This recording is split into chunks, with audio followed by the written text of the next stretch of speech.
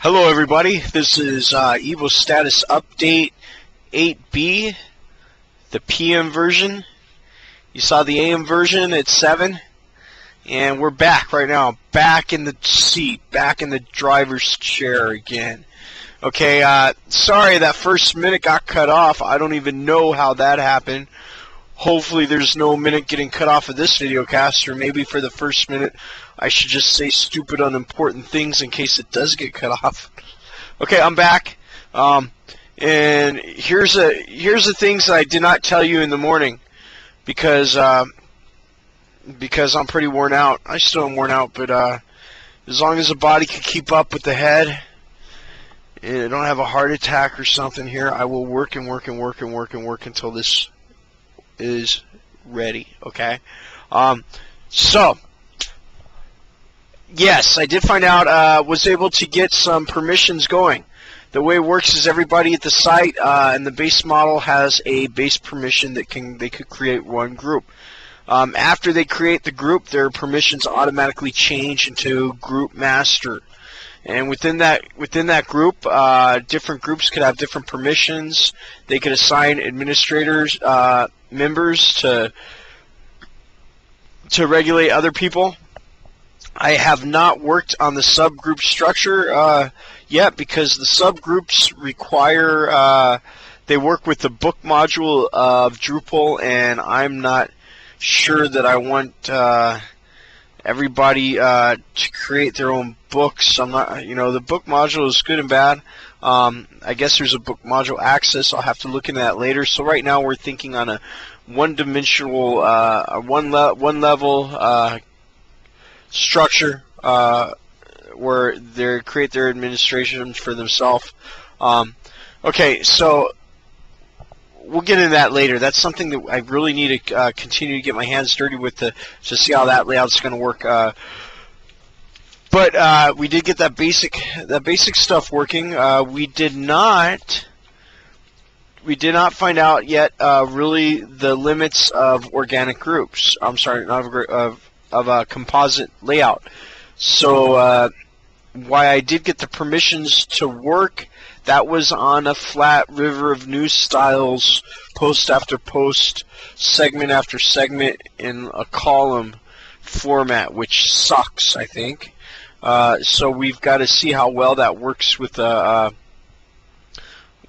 composite layout. Okay.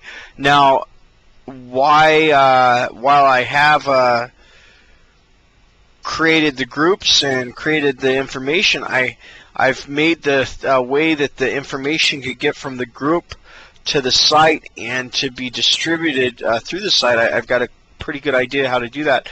I did not do a lot of bringing of information from the site into the group, which is going to be pretty important because when we have news updates and other stuff, I want that to be accessible for the people in their groups. Like if you're in the ESL section for business, you're going to want to see some of the business news in there.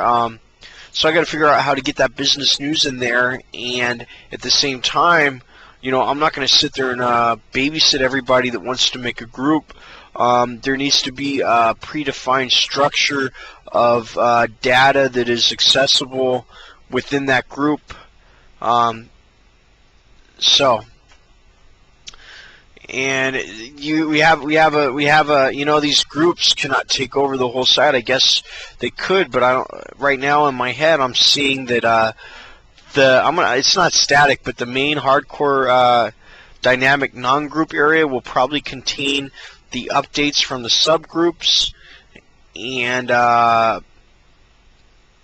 basically the main hard dynamic areas, non-group areas, will be serve as directories, I think, and very, very complex ones. But I think it'll work like that. That'll be the platform where we view the shared data, and where we list. And then when they go into those groups, it'll be take over the whole screen. Okay, because it's not.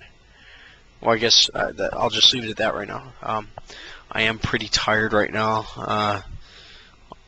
Worked so many hours the past years, so it's hard for me to think straight. So I'll try to make this as clear as I can.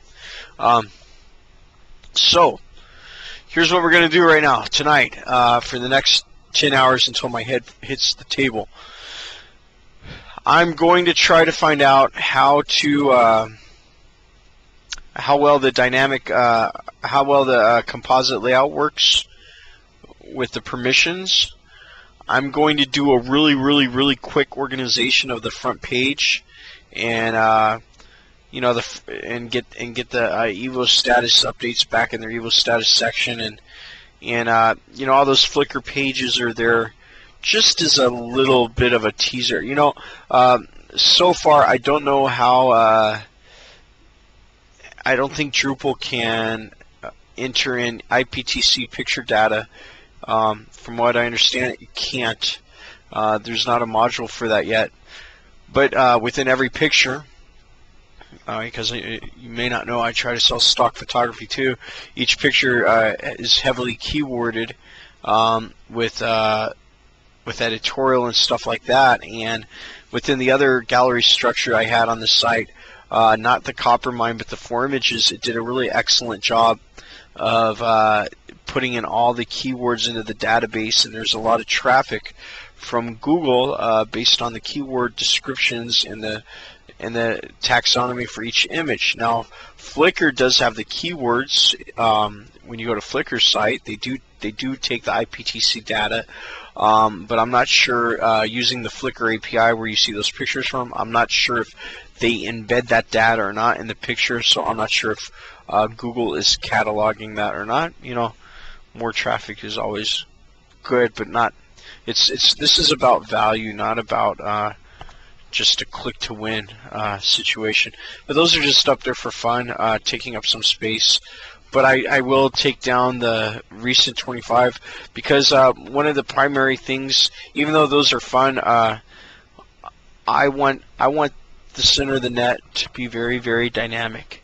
And the Flickr random photos is okay, but the recent 25 photos don't change enough, and I need to have dynamic content because our world is so big. We need to see a lot of dynamic stuff. We can't have static stuff out there like that. So I'm going to move out the newest 25, and you guys could go take a look at Flickr however much you want. The gallery stuff of this site will be implemented later on. So getting back on track here, I need to, after I clean that up, I need to get the basic structure of the Evo Campus going just a little bit to understand how that's going to work. As you know, those are Evo clusters, and the Evo Campus was in the Intelligent Design cluster. Now, the Intelligent Design cluster is ideally supposed to be where the modules go after they graduate the mass movement labs, right? That section that's gone out of the menu on the left. So basically, after people work on them and they vote it, and the site says, okay, this is great information, it moves from there to the Intelligent Design. It doesn't just go straight to Intelligent Design, it goes through the process. So if we're going to have data that's moved, those groups would be the data that's moved, and that link, actually hard-coded link, would rather be to the group, it would be to the page with the teasers about the group. So I have to think about in the future about how, when we're moving these data, how that structure is going to work. I don't want to start out not hard coding it, but I don't want to start out making it call static like when other people and other administrative people need to have that freedom to move that section up there.